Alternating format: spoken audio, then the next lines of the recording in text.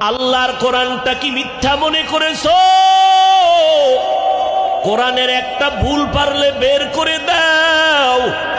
এখন আমরা আল্লাহর বিরুদ্ধে নেমে যাব, আর জীবনে আল্লাহর কথা বলবো না। একটা কোরআনের ভুল পারলে বের করে দাও, আর নামাজ পড়বো না, মসজিদের পক্ষে ডাকবো না, আল্লাহ বলতে কিছু নাই বলিয়া ময়দানে নেমে যাব। কিন্তু ১৫০০ বছর হয়ে গেল, আল্লাহর কালাম নিয়ে চালাকি তো কম করে নাই মহাপণ্ডিতেরা, একটা ভুল বের করতে পারে নাই, বরং বহু বিধর্মীরা কালেমা পড়ে মুসলমান হয়ে গেছে। ও যুবক ভাই, নবীর আদর্শ দেখে কত বিধর্মী কালেমা পড়ে মুসলমান হয়, আর তুমি নবীর উম্মত হয়ে মুসলমানের ঘরে জন্ম নিয়া বেঈমানের পা চাটা গোলামি করো।